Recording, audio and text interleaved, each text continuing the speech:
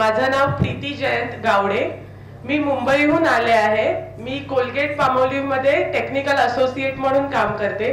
मी 31 जुलै या बॅचची आहे. So current status माझं असं आहे की मी 22 वीक्स प्रेग्नेंट आहे. आणि ज्या दिवशी म्हणजे एक कोइन्सिडेंट आहे ह्या डेटचा, म्हणजे मी जी ऍडमिशन घेतली आपल्या या बॅचसाठी आणि ज्या डेटला मी कन्सीव्ह झाले ती डेट सेम होती. सो मी नेहमी असंच मानत आले की जे बाळ आहे त्यानेच मॅमना चूज केलंय ऍज अ गुरु म्हणून, मी नाही चूज केलंय. म्हणजे मलाही माहिती नव्हतं की मी प्रेग्नेंट आहे, पण मी प्रेग्नेंट होते आणि मी त्याच डेटला एक्झॅक्ट मॅमच्या कोर्ससाठी ऍडमिशन घेतलं. आणि आज सहज मी असाच प्रश्न विचारला, काय माझ खुश का मॅमना भेटून, तर लगेच मला आन्सर पण आलं. म्हणजे माझी खात्री झाली आहे की ते मनाशी मनाचं नातं त्याने जोडलंय मॅमशी आधीच, या जगात यायच्या आधीच. थँक्यू मॅम फॉर दिस. त्याच्यावर ऑलरेडी गर्भसंस्कार होत आहेत मॅममुळेच. थँक्यू. आणि जे त्या मॅमने आपल्याला टेक्निक्स दिल्यात ऍक्च्युली 369, 555 टेक्निक्स, ह्या मी अशा लाईफ स्किल्स मानते. म्हणजे जसं आपण स्विमिंग शिकतो, ड्रायव्हिंग शिकतो, ते आपण कधीही करू शकतो, बिंदास केव्हाही कधीही करू शकतो.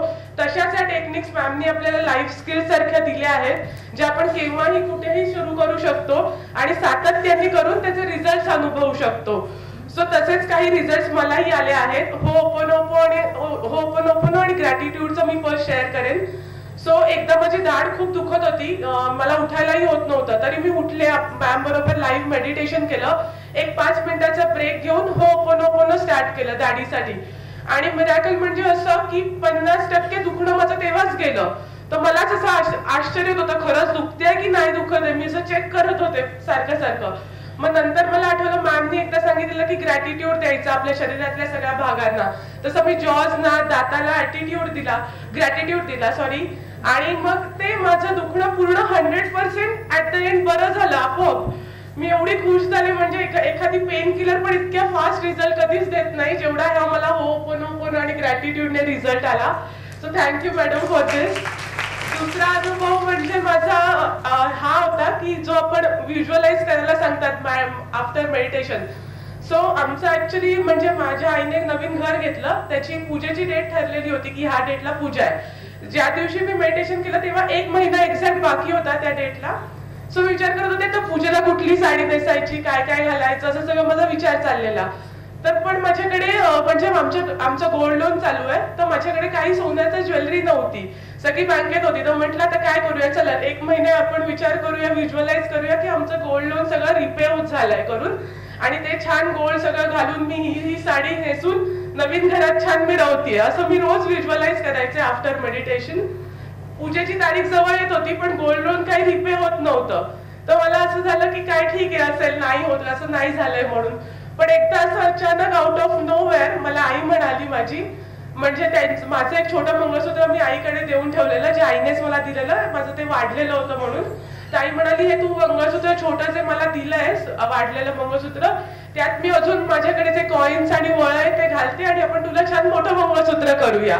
आणि मी अशी झाले बाप रे, म्हणजे कसं शक्य झालं. मी फक्त व्हिज्युअलाइज करत होते आणि आउट ऑफ नोवेअर माझ्याकडे ते मोठं मंगळसूत्र आलं. आणि मी जसं व्हिज्युअलाइज केलेलं तसंच त्या पूजेच्या दिवशी मी घातलं, ती साडी घातली, लोकांनी खूप सारे कॉम्प्लिमेंट्स दिले आणि मी खुश झाले. म्हणजे मला अजून कॉन्फिडन्स झाला तेव्हा की मॅम जे सांगतात ते आपण असं ब्लाइंडली फॉलो केलं, पूर्णपणे युनिव्हर्स वरती विश्वास ठेवून फॉलो केलं की नक्की त्याचे रिझल्ट मिळणार.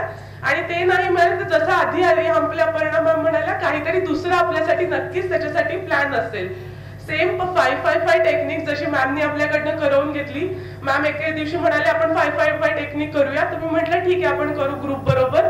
तर मी सिंपल विश ठेवलेली, माझा 4 वर्षाचा मुलगा आहे, तो बॉटलने दूध पितो, तर माझी इच्छा होती की त्याने ग्लासाने आपल्या हाताने दूध प्यावं दररोज. मी सिंपल एवढंच लिहिलं, यतीश आपल्या हातांनी ग्लासांनी दूध पितोय. हे मी 55 टाइम्स 5 डेज फॉलो केलं.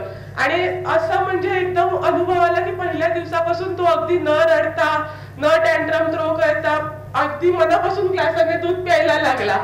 आणि म्हणजे मी हे पहिलं ट्राय केलेलं होतं, असं नाही की मी फर्स्ट ट्राय केला आणि तो तयार झाला लगेच.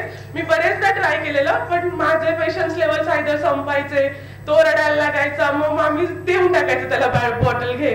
पण आताही म्हणजे व्यवस्थित त्याची बॉटलची हॅबिट गेली आणि हे स्मूथ ट्रान्झिशन झालं. ह्यात पण मी मॅमचाच आभार मानीन.